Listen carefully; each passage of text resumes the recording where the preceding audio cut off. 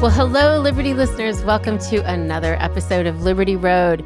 Today, we're getting into it. We're getting serious. We're getting into the weeds a little bit because we know you guys have questions about your gut health. We know you have questions about how to just maintain what's healthy at this age. And so I'm so excited to have Christina O'Connor from Pendulum here with us today. Hey, Christina, how are you? Hi, great to be here. Thanks so much for having me. Absolutely. So let's get into why you're talking to us. You're here from Pendulum. What is it that you do with Pendulum? Absolutely. So I'm a registered dietitian by training, and I work for, like you mentioned, Pendulum Therapeutics, which is a microbiome company based in San Francisco. And I specifically work with our healthcare providers. So I'm sort of the liaison between healthcare professionals that are trying to learn about our products and using them in clinical practice, and the company. And so some of us, I hate to do this, give the celebrity shout out, but some of us really know Pendulum because of Halle Berry. Like we've seen her face on social media associated with it. She's become a believer. And I believe that's probably how she got involved in the brand. This is the same Pendulum, right? Yeah. Yes. This is the Halle Berry pendulum, and she has a great story. It's very much an organic story. She started taking our products and had great results, and so the relationship was built out of that. So yeah, we definitely didn't hire Halle Berry to be our spokesperson. Yeah, it's a really great story. That's the best. It's the best when it actually comes from a real life story and people are converted because they really believe in the brand. So I'm going to ask you just to set us up here. We are hearing so much, especially in this season of midlife, so much about supplements and gut health and all of this stuff. Can you just start us off on kind of what are we talking about here? What does Pendulum offer? And let's start there. Yeah, absolutely. So we'll get a little sciencey today and throw out some interesting words, but Pendulum has really been able to put themselves on the map because we're manufacturing and growing a very specific strain called Akkermansia muciniphila. And this little organism is an anaerobic bacteria. So that just means that it can't be in the presence of oxygen. It lives in the colon and it makes up or should make up anywhere between 1 and 4% of the human gut microbiome. So it's a really important organism that's critical to our health. And it's also one that you can't get from your environment. So you're not going to get it in your yogurt. You can't get it from your environment. In the best case situation, mom is passing it on to baby. And then you hang on to it throughout your lifespan. So we've seen it in the guts of breastfed infants. We've also found it in the guts of centenarians, people who have longevity on their side and, are living a long, healthy life over the age of 100. So Pendulum has figured out how to manufacture this bug and how to bring it to the marketplace in supplement form. And that natural probiotic that you're talking about that you've seen in both infants and those who are living so much longer, that's something that was just genetically in them. And so some people naturally have it and some people don't. Yeah, it's actually one that we're supposed to have, and Okay. so there are a lot of issues that present themselves if you don't have adequate levels of Akkermansia, and so we can dive into those when you're ready. But there are some very specific functions that Akkermansia performs for us as the host. We're hosting this organism. And so just to set the stage, we have trillions of organisms within the gut microbiome. So you have different microbiomes all over the body. You have an oral microbiome, you have the urogenital microbiome, you have a skin microbiome, and then you have the gut microbiome. So that's what we're talking about specifically today. And there are, again, trillions of different types of bugs that, it's a symbiotic relationship. So that means that there is a benefit to the organism and there's also benefit to us as the host. It's the best explanation I've ever had of that. And I didn't realize we had so many microbiomes. Like, Oh, okay, we're yeah. really getting an education here. I mean, it makes sense, right? As you're saying, and I'm like, yeah, that completely makes sense. So, um, in taking pendulum, right, we're able to reintroduce whatever that the acromantia, we're able to reintroduce that into our bodies, and then we're the host of whatever that's releasing. That the it's a tablet, I assume, or a capsule. Yeah, yeah. So it's manufactured in powder form and then it's Okay. encapsulated. And yes, so you are essentially giving your body back this organism that performs some really key functions. So your listeners may have heard of things like intestinal permeability. And so that just means that the gut barrier, so there's supposed to be a barrier there. The gut wall is semi-permeable. So water and nutrients, those things need to be able to pass through freely. But it's really important that we keep out toxins and pathogenic organisms, opportunistic bugs. We don't want them leaking into systemic circulation. So when the gut barrier is not strong, that's what happens. And inflammation, we hear so much about inflammation as well. And an Yeah. inflammatory response is a good thing. You cut your finger, your body is sending white blood cells to fight an infection. There's all kinds of things that your body is really good at doing, and inflammation is one of them to help it to heal. But this type of inflammation is a little bit different. So, your body is constantly being bombarded with these toxins and these pathogens and these, opportunistic bacteria that are getting into places where they shouldn't be. And so your body is constantly saying, this shouldn't be here. This shouldn't be here. We're inflamed. We're inflamed. And all of our disease, all of our issues, all of the disease that we know about, the root cause is really inflammation, from anything from metabolic issues like type 2 diabetes, all the way to cancer. There is a smoldering inflammation that exists. So Akkermansia, it has a very strange, I love this bug. It's a really unique organism and it has a very strange function. So when we were talking about sort of that gut barrier, there is a mucus layer that sort of, I almost think of it as like flypaper. So like stuff gets stuck in it, right? So it doesn't get into systemic circulation because it's getting stuck in this mucus layer. And so what Akkermansia does, it lives in this mucus layer and it eats it. Its full name is Akkermansia muciniphila. So that just means it's a mucus loving organism. And that mucus needs to turn over every, I think, 7 days or so. So Akkermansia is in there eating away at like old, degraded mucin that needs to go away. And what that does is it stimulates our body to produce a new, fresh layer of mucus. So it's getting some of that feedback from the organism. And so you keep your mucus layer nice and thick and fresh and renewed and turned over. So that barrier is strong. And so you don't allow those toxins and those bacteria to get into places where they're not supposed to be, which then elicits that inflammatory response. I think we're hearing more and more about inflammation, but that was a really great explanation as to what is great about inflammation and what does inflammation actually lead to. But improved metabolism, tell us how that works. Tell us how it's converting food into energy, or these glucose spikes that we're hearing about. Yeah, so Akkermansia, it really has two functions. So we talked about the first one, which is helping to repair that gut barrier. Mm-hmm. But the second thing that it does is it produces butyrate. So butyrate is a short chain fatty acid that we want. The hallmark signs of a healthy gut microbiome is good, adequate short chain fatty acid production. There are so many benefits that come from having good butyrate production. But specifically here at Pendulum, we've been looking at the role of how does butyrate impact our metabolism? And so just to back up for a second, Akkermansia produces butyrate.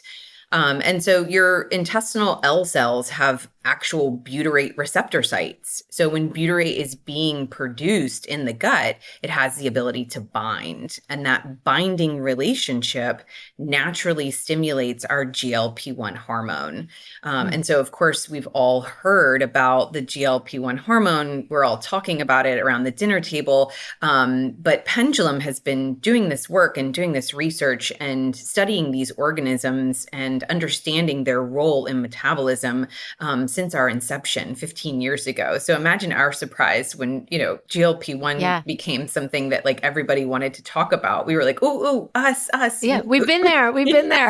Yeah, we've been doing that, which is cool. And it's encouraging. I think people can really trust that, oh, okay, they were ahead of all of this, doing this They're not research. jumping on some bandwagon. They're the OGs. They were actually there in the beginning. Yeah, of course. It just, in the gut microbiome space, we really have been focusing on that. So some of the benefits from increased GLP-1 are things like satiety. So you feel more satiated. So after a meal, you feel full. And I think of GLP-1 as almost like, you go to the gas station and you're filling up your car with gasoline. And if you get a pump that's working correctly, you can just pull the lever, right? And it will fill up your gas tank and then it will shut off when it's full.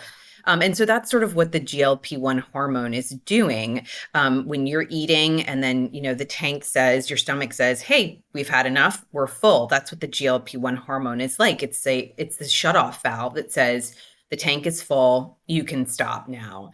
And so you feel more satiated. You have more control over your food cravings. You have a better response to insulin.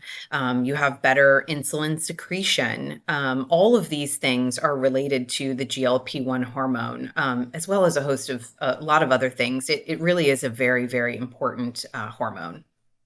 So let's talk about our particular listener. So she's a woman who is in her middle third, as we like to say around here. She is probably starting to experience some of the additional layer of belly fat that she didn't necessarily have before, or she's just not able to lose those extra pounds in a way that she could before. Perhaps she cut out carbs and that was all she needed to do, or she upped, her strength training a little bit. But it's really a hallmark, it seems to be, of this season and this stage of life as it pertains to the GLP-1 probiotic. Did I say that right? Yeah, you got it. Are we losing that as we age? Are we losing the ability for our body to naturally produce that? What's happening internally to us? Yeah. Well, you're in good company too, because I'm definitely, I'm embarking on that stage of my life, right? So a lot of those issues that you mentioned have recently popped up for me. So it's very personal, this work that we're doing and sort of uncovering and like cracking the code for each of us individually. But what I have realized is that, your body, I think in your 20s can just run on like whatever you give it, right? Like, it's like, yeah, whatever. Okay. That fuel is fine. Like we're good. We're still skinny. We're fast. We're all those things. But as we get older, it's so important to have the right tools, right? Your body needs certain things. Your body needs certain minerals. Your body needs certain vitamins, certain building blocks. Your gut needs certain organisms. And so I find that when you give your body back the tools that it needs, it has the ability to perform these functions naturally the way that it should. And so these organisms that we are looking at here at Pendulum, we're studying, we're manufacturing, really are organisms that are associated with the functions of metabolism and also repairing the gut. So making sure that the gut is not leaky and reducing inflammation in that way. And again, when we're talking about this loss of the GLP, or that as we're entering midlife, we're having a harder time dealing with these external factors that are impacting it. What is it that when we introduce Pendulum into our diet, let's say, what is it that's happening to our bodies? Is it just responding to something that it didn't have? We know that it's to some degree curbing or helping to maintain a healthy appetite, helping us to monitor that, as you so aptly pointed out with the gas tank. But what is actually happening internally to us that it's shifting from what it was pre-pendulum to what it is post-pendulum? And is this something we can continue to take for a while, or does it reverse? If we stop taking it, are we kind of going backwards and reintroducing that slowing of our gut health and our metabolism? Absolutely. So, and I think I didn't address your last question fully. Like, what is it that's happening to our bodies that we no longer have these organisms? We no longer have these tools, and it's a variety of things. So, anything from stress to menopause, perimenopause, all of those things have an effect on the gut microbiome and the organisms that exist there. Travel, a course of pharmaceuticals for whatever reason. Of course, the obvious would be like antibiotic use.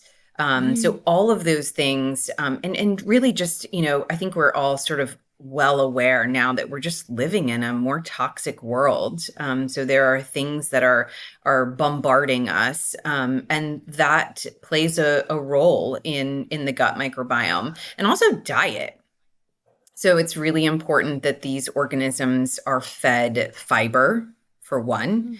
And also polyphenols. So taking a look at your diet, if you are not consuming these foods, then you're not supporting these beneficial strains within the gut microbiome. So those are some of the reasons why these strains go missing. And then again, they should be there. So taking these probiotics, again, is just restoring the organisms that are supposed to be there, that are doing these functions. So you restore them, you bring them back, and then you feed them. You feed them fiber. You feed them. Akkermansia needs very specifically polyphenols. And which are what? What are polyphenols? Oh, yeah. Yes, of course. Sorry. That's why I'm here to ask all those questions. Yeah. So polyphenols, interestingly, you'll find polyphenols in your red wine and your chocolate. So those are two really like happy things, right? Yeah. And then you're also going to find polyphenols in things like green tea, red grapes, pomegranates. So you're thinking, I think sort of like your red foods are going to contain your polyphenol rich sources. And that feeds your akkermansia, which I think is part of the reason why akkermansia can be missing in so many of us, is because, the diet, if it's not fed its energy source, then it just doesn't stick around. So I guess to answer your question fully, I think I understand correctly. When you have these organisms, you have the ability to make butyrate. And butyrate is really the name of the game, because when it's there and it's being produced, it has this cascade of events where you create then your own natural GLP-1. Okay. And now a question about the GLP-1 hormone. Yeah. So most of us, especially if you've been around the podcast, you've heard us talking about hormones as it relates to peri and menopause. So we're talking about testosterone, estrogen, and progesterone. What is this hormone? How is it different, significant for women, uniquely significant for women, let's say, or is it? Tell us about that, because most of us are thinking about hormones as the three that I just mentioned. Yeah, absolutely. So those are very specific to women.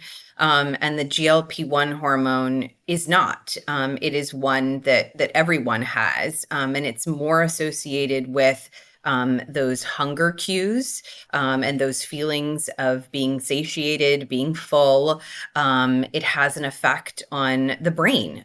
So your listeners may not know that the gut is almost considered like our second brain, because there's so much that's going on in there that influences actually the brain. There's a vagus nerve that runs on either side, all the way down to the gut and all the way up to the brain. So it's like the super highway where your gut is actually speaking to your brain and vice versa. So there's a lot of information that's being exchanged there. And so the GLP-1 hormone is doing a lot of those functions. It's speaking to the brain, but it's very much associated with the hormones that control our appetite and how we're eating and our metabolism. So yeah, it's not just unique to women. It's for everybody. Okay, that's super helpful. Thank you for that. And then let's talk about it as a probiotic. You talked about that at the front. Are we making a distinction between hormone and probiotic, or are these two things working in concert together? Yeah, so they're working together. So these, as a probiotic, these are the strains that your body needs to produce your own natural GLP-1. And this is not like, just sort of a way to make GLP-1 in the gut. This is the way to make GLP-1 in the gut. So again, you're giving your body, not something that's foreign or, something that it has to get used to. Your body says like, oh yeah, we recognize those organisms. They make butyrate. And so now we can make our own GLP-1. I'm glad you just said that about kind of what your body's naturally producing, because that was where I wanted to go next, which was so many of the things that we're being introduced to around supplements of all kinds, right? And adding to our dietary sort of needs outside of the food in our refrigerator. We're starting to now really look at them and say, okay, what am I putting in my body? We're reading the back of the label a little bit more carefully. Talk about the steps that Pendulum has taken to ensure that what we're introducing to our body is something our body knows and recognizes and can absorb. Yeah, absolutely. And we're very dedicated to research here at Pendulum. So we have clinical trials on our products that are completed, that we've done, that we've published, that have amazing results in specifically type 2, lowers A1C and postprandial glucose spike. So that's the glucose spike that you have after you eat a meal. And then we're continuing that research. So we have others that are studying our products in things like very interesting when you think about that gut-brain connection, bipolar depression 1 and 2. These strains are being studied in that condition as well. Things like postmenopausal osteoporosis, the strains are being studied there. Obesity, the strains Akkermansia is being studied there as well. So there's a lot of research out there, independent, not from Pendulum necessarily, but there's a lot of research that you can go and read about Akkermansia specifically, and all of the things that it's been associated with. So we'll take weight, for example. There's a study called the American Gut Project, and it looked at over 10,000 people. Didn't matter your age, your geographical location, whether you smoked, your sex, whether you drank alcohol. And what they found was that folks that were able to maintain a healthy weight and had more ease with losing weight had higher levels of Akkermansia. And folks that tend to be overweight or obese had lower levels of Akkermansia within the gut microbiome. So, and our strains are isolated from healthy human donors. So again, like I was talking about earlier, you can't just go and get this from the environment. It had to come from a donor. And then we grow all of our own strains. And then of course they're third party tested and all of that good stuff. So you can really trust that what we're saying we're manufacturing is actually existing within our capsules. And yeah, it's something that we're supposed to have. Okay, let me ask you kind of from a historical point of view question, and I hope this will make sense, but we talked about how much more toxic kind of our environment is. Everything from levels of stress to what we're feeding ourselves to the air that we're breathing, right? Yeah. What is it about Akkermansia that we had more access to historically? Like go back to, cave people, long time ago, like, Yeah. and versus now. So is it that we are producing less of it naturally because of this toxic environment, or is it because of this toxic environment we need more of it? We are not able to hang on to it. So let me back up for a second. If mom doesn't have it, then Yeah. mom is likely not passing it to baby. So your gut microbiome is really set up at birth. So this is a little bit gross, but it's facts. But Yeah. every Let's go baby that there. Let's go passes, there. yeah, babies when they pass through the vaginal birth canal, they are basically getting a fecal microbiome transplant. So they are being exposed to those organisms that live within the mom's gut microbiome. The vaginal canal has a lot of organisms that the baby needs to be exposed to.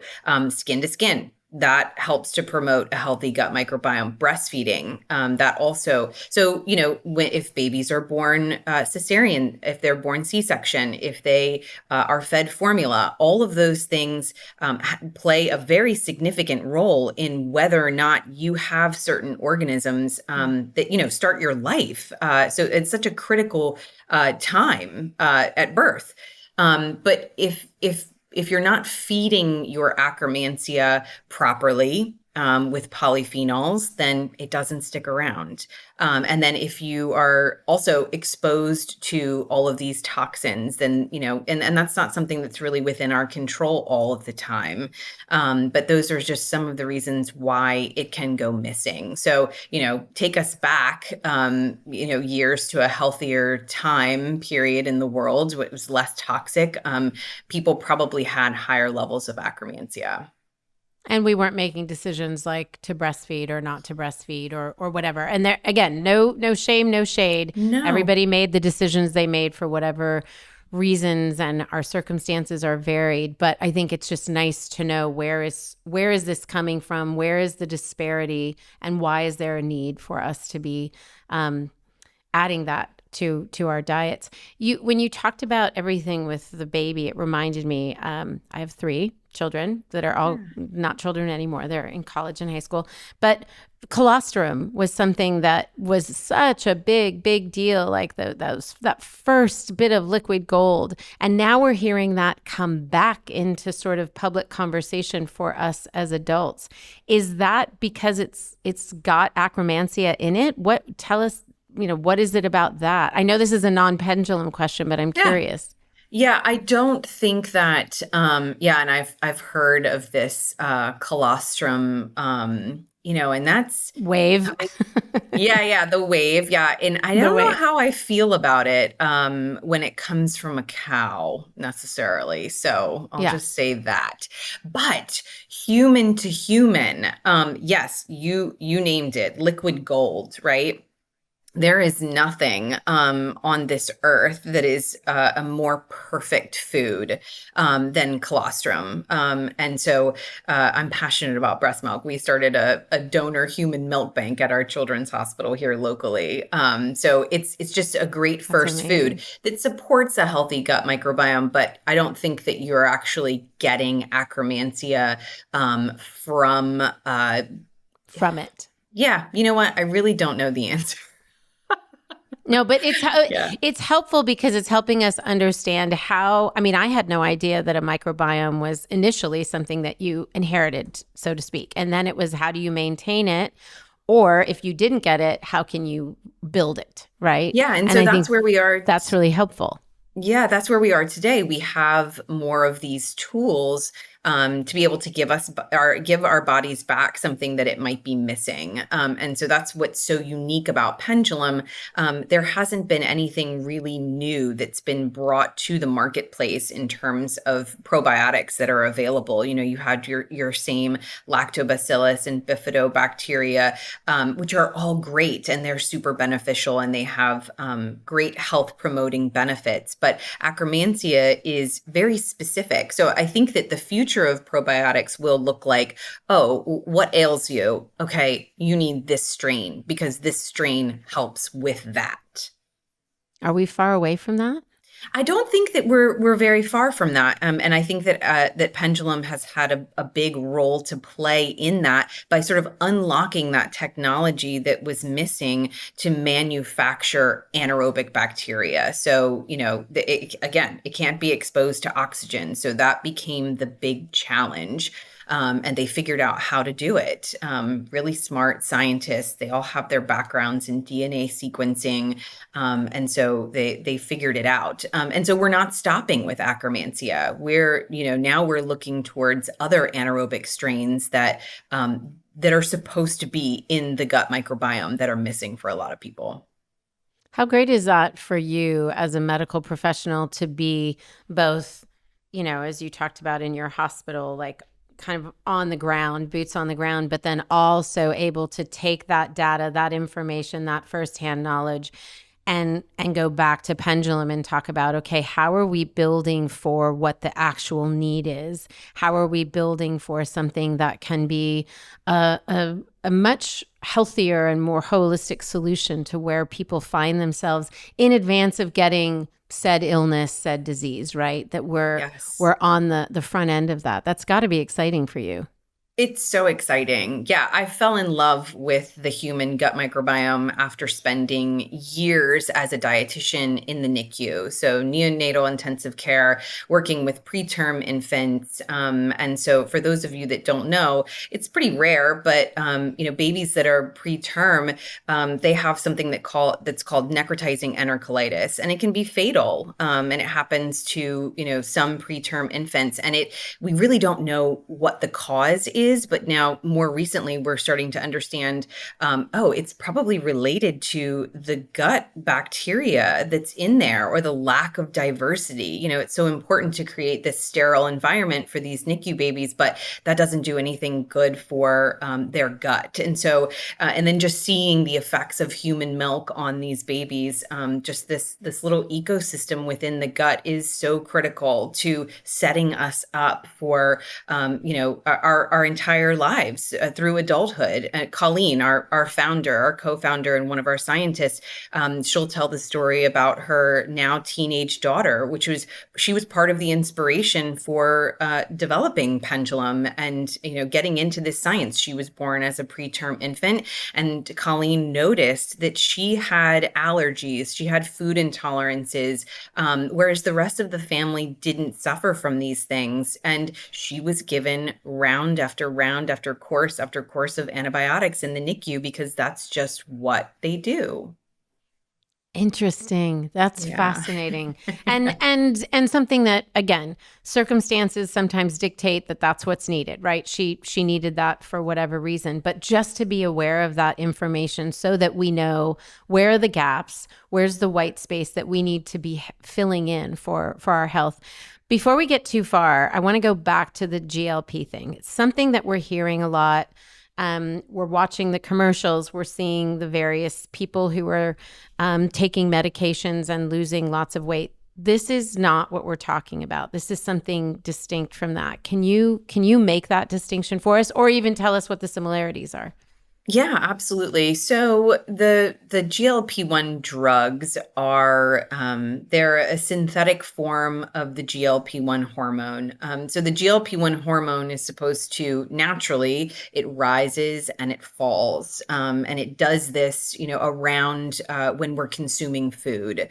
But when you take the GLP-1 injection, you're actually giving your body a constant dose of GLP-1. So you're staying in that state of, I just ate, I'm full, I'm not hungry. I just ate, I'm full, I'm not hungry.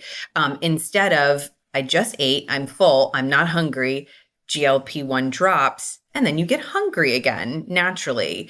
And so this is why, folks that are taking GLP-1 drugs, they really are not interested in food, and they really don't feel hungry a lot of the times because they are getting a constant dose of that hormone. And so that really promotes a lot of rapid weight loss. But it does not address the fact that your body can't make its own GLP-1.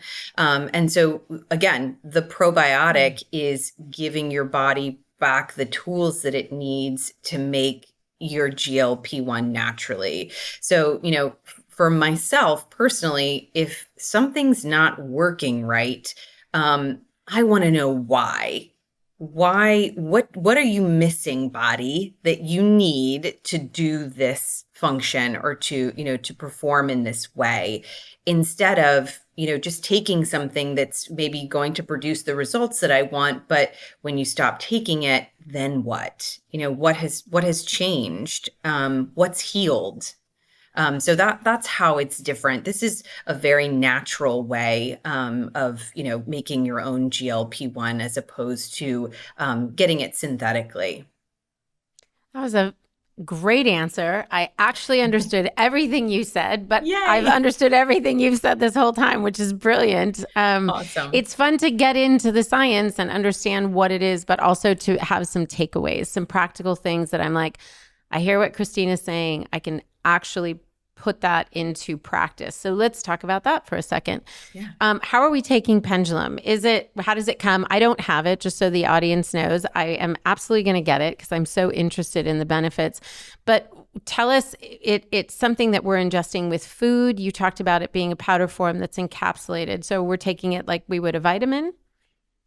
Yeah, so the pendulum is produced. It's a powder that's encapsulated, and it comes in an acid-resistant capsule. So we talked about at the beginning that these organisms live in the colon, so they need to make it through the small intestines and down towards the colon, which is the lower part of the GI tract. And so we recommend with food because that just gives an extra layer of protection for the capsule. And then it's also time released. So we're ensuring that it's reaching the colon where it's going to do and perform its functions. And when do we start to feel the benefit of that? Is this like 2 months in, our body's starting to produce naturally with the help of Pendulum what it needs to, and so we're starting to feel the benefits that you talked about? Or give us a time frame, generally Yeah. speaking. Generally, so we know this information from the study that we did on our glucose control product, which is similar to our GLP-1 product, both containing akkermansia. But we did what's called a double-blind, randomized, placebo-controlled trial. So if you don't know what any of that means, it's the gold standard for a clinical trial. And so we did that on patients that have type 2 diabetes. And again, we were able to lower their A1C and their after meal glucose spikes. And those results were comparable to, some of the results that you get from medications like metformin. That study was over a 3-month period of time. So we recommend give it 3 months. It takes time to make meaningful changes to the gut microbiome. So for all of our products, give it 3 months at least. Some people notice a benefit, before the 3-month period. They'll notice a change in their food cravings, or they'll notice that they may not be feeling quite as hungry, or they might notice different things like a change in their stool consistency for the better, less GI symptoms. These strains are really helpful for those things too. That's helpful to know, but I like that 3 month on the kind of outsider average because it helps us have a better sense going into, if we're starting to take Pendulum, like when can we start to expect to feel some results? You talked about your Pendulum products. How many products do you guys have? We have a total of 5. So our glucose control formula, like I was talking about, is our studied formula that's really at the top of our pyramid. So again, that was used in patients who have type 2. It's our strongest formula.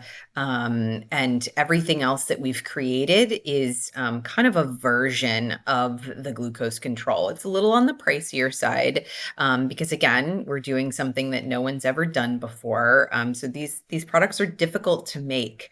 But the GLP-1 probiotic, and then we have an additional product called Metabolic Daily, and they're all different variations of the same strains and different potencies.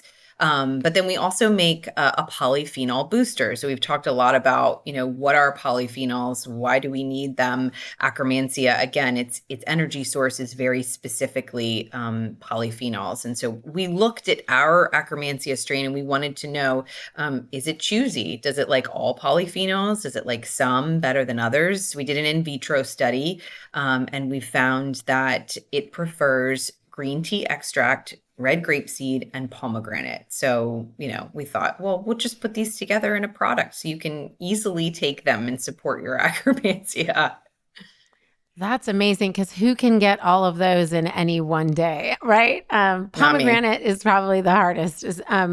Okay, so 5 products, glucose one being at the top of the food chain, so to speak. Yep.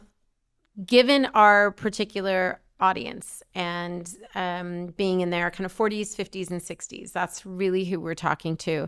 What of the 5 products do you think is best for this stage? Yeah, so I love the glucose control for folks that may be really struggling with type 2.